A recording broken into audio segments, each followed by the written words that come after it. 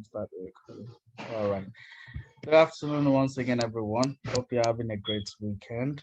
It's another session at Daytopia, and we like to bring great minds, great people, on so that we can learn a thing or two from them. And today we have a very interesting, exciting topic which everybody can reckon with. Obviously, we know how internships are important, especially while you're still studying in your university.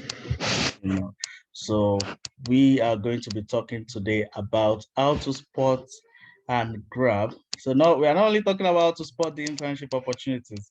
You need to be able to grab it as well. So it's how to spot and grab internship opportunities that are ideal for you. And we have no one other than Mr. Lukman Yusuf, who has just completed his internship at the World Bank Group. So we'll be having Mr. Lukman Yusuf introduce himself to us, and he will be able to tell us how to spot and grab internship opportunities. I'll be taking notes. I'll be listening attentively, for this session. So thank you very much, Lukman Yusuf, for creating the time for us and for coming in, to give us uh, this session on this important topic. So the floor is all yours. All right. Thank you very much, Sir Yusuf, and thank you everyone for joining today's session. It's a privilege to actually be here today to speak to all of you. Like, instead of being here to listen, I'm actually here to speak. So I see it as a very big privilege, and I feel like it's a responsibility for me to actually speak to students like me who would want to grab internship opportunities and to also learn about the whole process and my journey towards getting internships I've gotten in my entire, let's say, career. So we'll start by actually telling you more about myself. And yeah, I'm a student of Ahmadu Bello University Zaria, a penultimate insurance student. And my whole career, or my whole internship journey started at Commercially Aware, where I started my first internship as a global market and investment banking analyst. That was my first ever internship. I had to write an essay before I could get the internship at that time. Next internship I did was the Bright Network internship with, in UK. I think it was during 2020, during the time of pandemic, and a community in the UK wanted to train students on key skills which are actually necessary for today's career world. So they decided to organize that internship, and I think they did it last year also. And so I did the IMUN internship. I was at some point the Flutterwave campus ambassador for BATA, and I worked together with Habib and some other guys as a business development analyst for Sweet Spot Lab. It's a business development company based in Japan, managed by an American. We got to know him through Upwork, yeah. And also I was an intern with MZZ Africa, that was last year. And also a venture finance analyst with Dream VC at some point, that was last year also. And I was at some point an M&A content creator. For those of us who are not familiar with M&A, if you're into finance, you know that M&A is mergers and acquisition. So at some point I was a mergers and acquisition content creator for a New York-based startup, which is the banking offer. And yeah, still at last year, I interned with ARM as for their Young Talent Program. I interned in the pensions division of ARM. And then before I got to intern with the World Bank Treasury, that was this summer. And lastly, currently, let me say at the moment, I am currently volunteering with an international nonprofit organization, which is DRIPS Global, and I'm volunteering as the lead editor for Career and Business. So it's like an online magazine, just like we have Harvard Business Review, The Economist. So I'm in charge of the Career and Business division of that online newspaper. So this is everything about me. This is like the start of my whole career up to the end. And the reason why I had to bring this out is because some people will just, see the fact that you intern with World Bank without actually looking at the fact that you've done a lot of and a lot of unpaid internships. This is something you should have in mind. Let's say at the start of this whole discussion, this is something you should have in mind. The fact that maybe you see someone maybe interning with a big organization, for instance, today, doesn't mean that he got there at once. There are processes and there are actually steps which that person might have taken. And for me, I did a lot of unpaid roles. I interned with a lot of organizations, did a lot of courses, took a lot of, volunteered with a lot of people just to actually gain experience and gain the knowledge before actually getting to where I am currently. So that is it for about me entirely. So I would like to ask a question to our audience. I'd like to throw a question to our audience. How do you spot internships? Like when you go about your daily search for internships, like how do you stay abreast with latest internship opportunities? Can someone just volunteer to tell us how he or she spots internship opportunities quickly? Okay, I can see Murja. Murja, can you tell us how you spot internship opportunities quickly? Thank you so much for giving the opportunity to speak. So for me, basically, I like to do a lot of research online. So if I have a particular field I'm interested in, or I just, check LinkedIn for like positions, and then I just shoot my shots regardless. Okay, thank you very much, Murja. That's actually a good one. So I'm just going to be sharing with you some tips on how I usually, approach or how I spot internship opportunities. So I'm going to be sharing this in form of like a lesson. So I'm going to start with the first star, which is know what you want and define the career path you wish to follow. You realize that most people, I speak with most students sometimes, and they'll be like, Lukman, how are you getting these internships you are getting? Can you just please refer me to a particular internship? You see someone in chemistry, for instance, someone studying chemistry, telling me that, wow, oh boy, I like what you are doing. Can you just pull me through? And I'll be like, I'm not even in the same field with you, or I'm not studying. We don't have the same goals. We don't have the same ambitions. So how do you want me to actually, put you through on getting an internship opportunity? So you have to first define what career path you want to follow, know what you want to do. Some people are interested in tax, some people are interested in investment, some people are interested in various other aspects of finance. So you have to understand which path you want to follow. And I feel that is actually the first step to actually spotting internship opportunities. Know your path, and then you can, they usually say that for you to actually cure an illness, you have to be able to diagnose what that problem is. So you can't just cure an illness without diagnosing the problem. So you have to know what you want to do before you start to approach it. So the next step I usually follow is to turn up job alerts on LinkedIn or job portals. Most people will tell you that, I have a friend, he's going to refer me, he's going to do this, he's going to do that. But I always say this, it's always advisable for you to be abreast with all of these informations yourself, if possible. Try to ensure that, you follow up on the job portals. It's not everything that, comes via connection. I know connection does work in Nigeria, but if you're looking for international rules, you're looking for global rules, you have to stay abreast by actually watching out for their portal, watching out for their LinkedIn posts.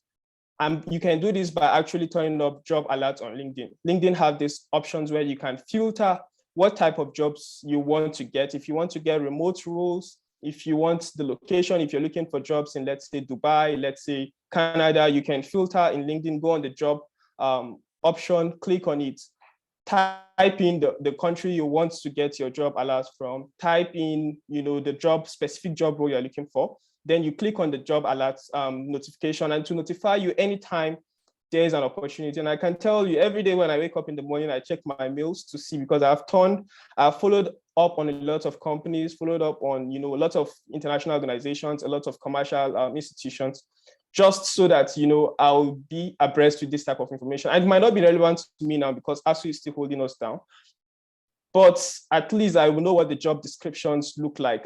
I will start having an idea of what I need to do in order to actually be a good candidate ahead, let's say in future. How can I, be the best candidate in future? So seeing these job descriptions will actually give me the opportunity to know what that particular role is looking for. Next step is actually to surround yourself with people that matter. And when I mean people that matter, the organizations, that is by following the organizations you're interested in. Let's say you're interested in Goldman Sachs, or you're interested in, let's say you're a pharmacy student, or you're interested in, let's say, GlaxoSmith, which is a pharmaceutical company. So you can follow up on GlaxoSmith online on their social media platforms. The type of friends you make, let them be the type of people that, you can reach out to them tomorrow. These are the type of people that, build your connections around people that have like-minded ambitions with you, that have like-minded dreams with you. And I believe it will actually help you. And also the type of people you follow online. When you're interested in product management, for instance, you follow people in product management fields, go to Google, search for the product managers in Google, follow them. And you don't know, one day they might decide to share an open position, and you can easily get access to those opportunities through following them. I actually got my internship for the World Bank from a friend who I'm not sure if he's in this call today, but his name is Khalid. He tagged me on a particular post on LinkedIn. And when I saw it, I was like, I applied, and boom, I got in. So mention your friends anytime you come across an opportunity. I know some of you might feel like, wow, why am I adding this here? So naturally, human beings has this psychological instinct of, when you do good to them, they want to pay you back. So when you mention your friends regularly, let's say you see a particular post you feel might benefit them, and you mention them, tomorrow they might see something that will actually benefit you, and they'll mention you too. So you don't overlook this little thing. These are actually little things, but they really matter. When you see an opportunity that maybe is not relevant to you, or even though it's relevant to you and it's also relevant to your friend, try to mention him. The sky is wide enough for everyone to fly. So if you mention people, if you reach out to people, tell them that this is the opportunity. One day they might see an opportunity that will be of importance to you, and they will also mention you to that opportunity. So one thing I usually do also is to do a Google search for internship opportunities at least once every week. So you don't know, there are sometimes you don't want to be caught unaware, you don't want to be left behind. You always want to be abreast with whatever internship opportunity is going on. There are some companies that actually have internship opportunities, but you might not know about them because they don't have good marketing tools, or let's say good marketing structure in place. So you might never get to know about these organizations if you don't search for them online. I'm not saying you should spend your whole day searching online on Google for these opportunities, but you can actually dedicate, let's say, 2 hours of your time or 1 hour of your time every day, let's say once a week, to actually search for these opportunities. Sometimes I do this twice a week or twice a week. So I feel it's really, really relevant, and it helped me to get to where I am today. Also, you have to stay alert, pay attention to details. And yeah, this is a very generic line: stay alert, pay attention to details. But why am I saying this? There are sometimes people might come into your DM, there are always, there are some people who just come into your DM and they always send you lots of, let's say, junk messages, for instance.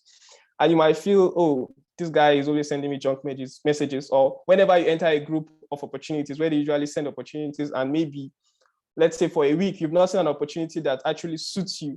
So you now feel like, maybe I'm not going to waste my time going through this page. You just notice that some people have a group, a very relevant group, although because people are making lots of irrelevant noise in that particular group, you can say, no, I'm not going to disturb myself opening that messages.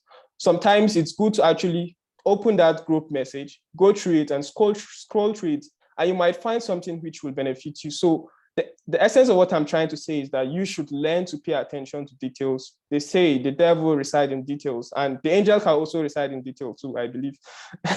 I believe that. So you just have to pay attention to details. So how do you grab internship opportunities? And to actually talk more on this, I am going to use a scenario of Musa. Musa is a very close friend of mine, and he's from Kano State. He's also a student of Ahmadu Bello University's area. So I love cartoons a lot. So that is why I'm using cartoons to actually, explain this scenario. So this is Musa. Musa is from Kano State. And Musa, one thing Musa does is that Musa always looks out for opportunities, just like I've explained on how to spot opportunities. So Musa is always there looking out for opportunities. And this is him at the top of the screen. He's always there alert. He always has a CV ready, his updated CV ready. He always has is cover letter ready. So one thing you can actually do is not just to, to actually get yourself in the right place to actually spot opportunities, but also be prepared to, grab those opportunities when they come. And one way you can do that is to actually start by having, let's say, at least make sure you update your CV with anytime you have a new experience, try to make sure you update your CV.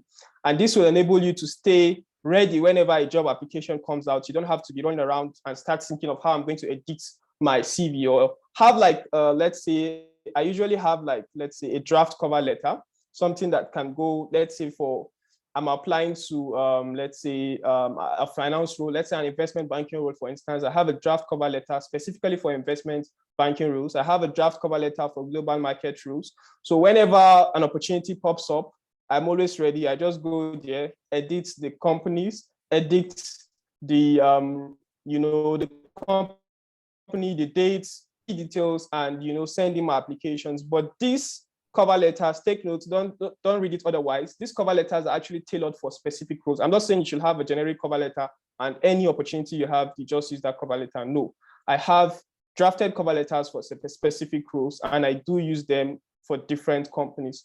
So this is one thing you can do to actually stay ready.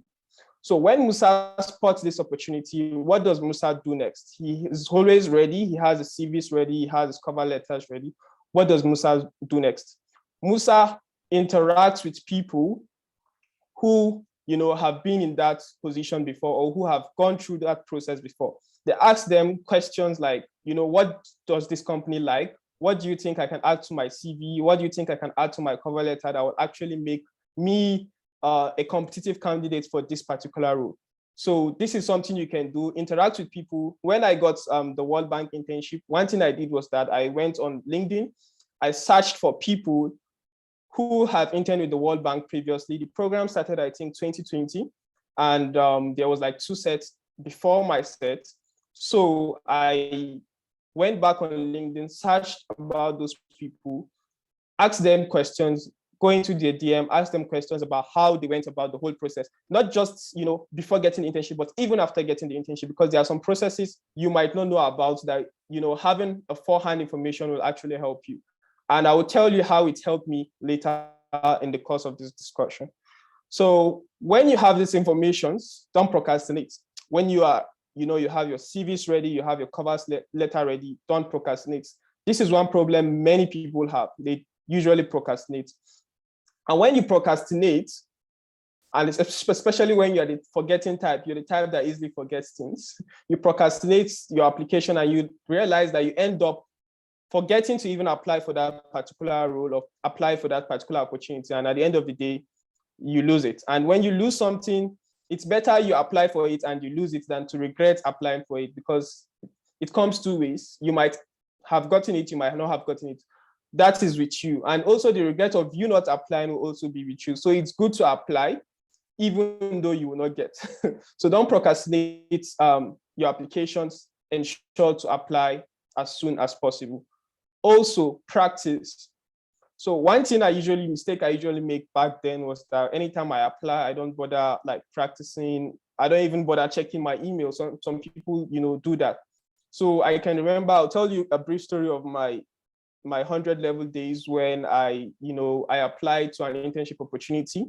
And I applied with this regular Nigerian like CV. And when I mean Nigerian like CV, I'm not trying to, say that Nigerians don't actually make good CVs, but like the basic CVs we are all used to as, let's say at the start of our career, where you include your local government, you include your date of birth, you include whether you're married or you're single or your relationship is complicated. All of these things are part of, what I have in my CV at that time. And I applied.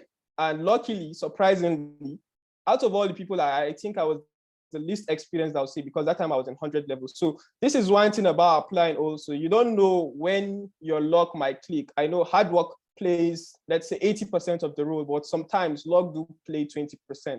So you don't know where your luck might play. So you have to be prompt with your application. So I applied with my least qualified CV. And I actually got invited for an interview out of numerous people with better CVs than me. So that is where luck comes in sometimes. So, and not always, but sometimes. So make sure you have a good CV. I'm not trying to say you should, go in with your half-sized CV, but go in with a good CV, put your best foot forward, but apply.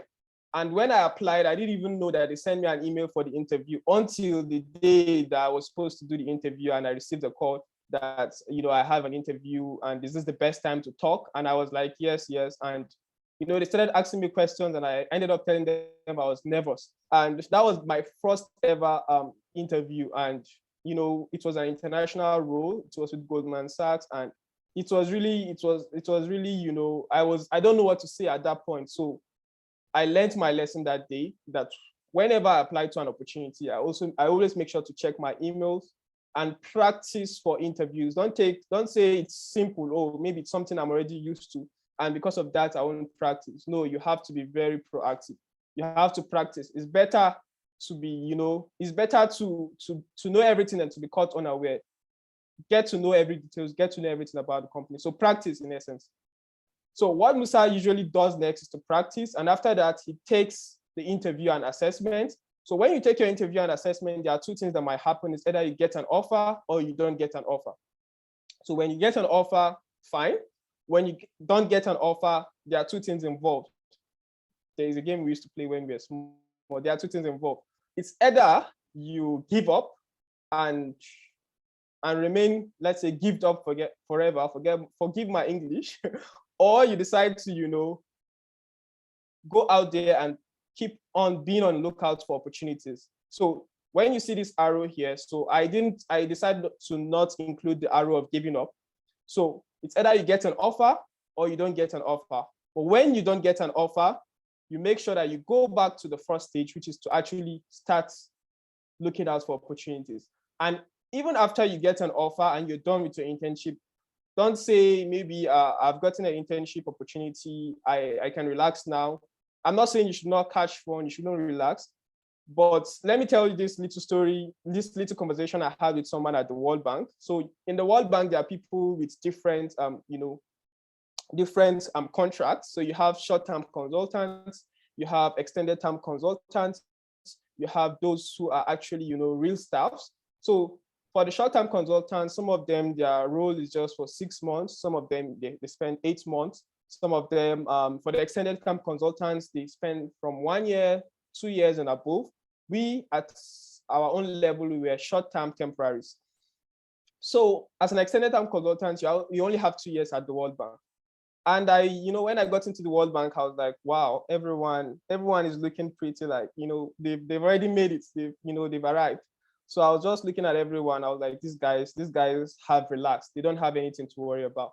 But during my interaction with some of the people, I interacted with a particular guy. His name is Michael. Michael works for the debt origination team. And I met Michael and I was like, Michael, wow, what you doing? How do you get into the World Bank? Interacted with him. And he told me that, look, man, do you know what? I have 1 year left at the World Bank and I don't even know what the future holds for me. So if someone like Michael, which ordinarily you see on LinkedIn or you see outside and feel, oh, Michael has arrived. Michael is still, alert. He's still conscious about the fact that he's not yet where he wants to be. Despite, his level of qualification, Michael is still on the lookout for opportunities. So even after you have an offer, you have to keep on developing yourself, keep on, taking courses, keep on looking out for opportunities that can even help you. Just like people at the World Bank, most of the managers at the World Bank will tell us is that even if you're at the World Bank, it's not good to actually stay in a job for, let's say, more than 5 years. You should be on the lookout for other opportunities. So in essence, what I'm trying to say is that don't get too relaxed in a particular place. Even if after you've got there, keep on developing yourself, keep on searching, because if you don't, keep on developing yourself, if you don't keep on searching, if you don't keep on, looking out for opportunities, one day you might become irrelevant. And I don't want that for anyone, just like I don't want that for myself. So this is the story about Musa. So this is how Musa is able to, spot and also grab and also retain opportunities. So we'll go to the next slide. So why don't you be like Musa in essence. Like Musa is the role model. Musa is a role model. So I expect like everyone should, aspire, or everyone should wish to be like Musa. So before we go on, I'm going to give actually enough time for questions, if there's any questions, but I'll proceed to the next slide. So what are the do's and don'ts of a successful journey? I'm just, going to be speaking from my own personal experience, like overall, all through my journey. And I think I've talked about the first bullet point, which is don't procrastinate opportunities. If you know you're an experienced forgetter, if you know you're someone who usually forgets things a lot, don't procrastinate opportunities. And just like they will say in the Nigerian broken, like the Nigerian Creole, is get why. Don't procrastinate opportunities, because if you are the type that usually forgets things and you decide to say, okay, I'll do this later, and you don't have a to-do list, then it's going to be a big problem for you, because you end up losing lots of opportunities. And I can say this because I know people whom maybe we intend applying for a particular opportunity together, but because they are like, I'll do it tomorrow, Joe, or Kai, man's supposed to, rest, all this type of things. Definitely man is supposed to rest, but these things will take you 1 hour or 2 hours. So man can rest after you've applied to whatever you're applying to. So don't procrastinate opportunities, and don't, if you've not you don't have much experience, don't overlook opportunities. Sometimes when I send opportunities to people, I can remember, messaging someone a particular day and telling him, this person messaged me actually, and he was like, look, man, anytime I find out, any opportunity, I should, reach out to him, I should tell him. And I did reach out to that person to tell him about this opportunity I saw. And for his level, I feel this opportunity will be a great opportunity for him, because he's just like at the start of his entire journey. And when I sent him this opportunity, this person, tried to follow up on him, and it ended up as if I was actually stopping him at some point.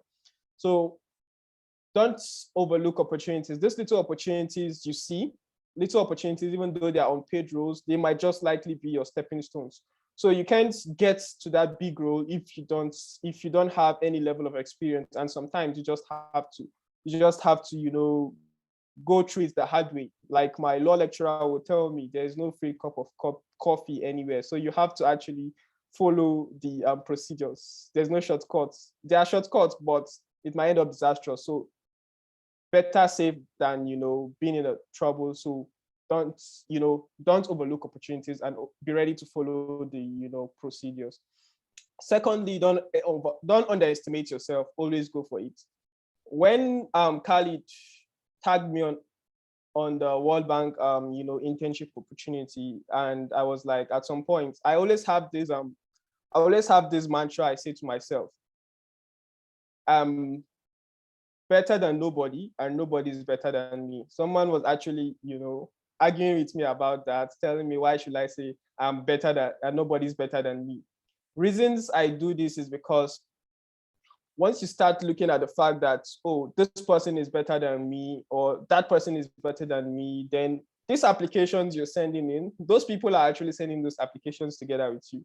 So it's either you make up your mind, you configure your mind, or you configure your mind to how you want to view things and how you want to approach things, or you remain there wallowing in the fact that you are not up to the level of those people applying. So some people will enter my DM sometimes when I gist with my friends, and they'll tell me, Lukman, you're a boss. And one thing is that sometimes I do see potentials in these people, and I'll be like, ordinarily, this person is better than me.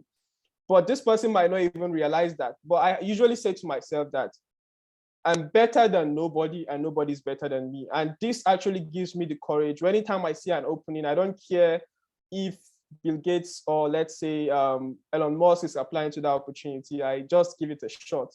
And I have this feeling that nobody's better than me. Although, yes, sometimes I might admit, yeah, this person is actually better than me in this field. And whenever I need help from that person, I go to that person and ask him questions. The fact that I said nobody's better than me doesn't mean whenever I need help from someone, I'll be so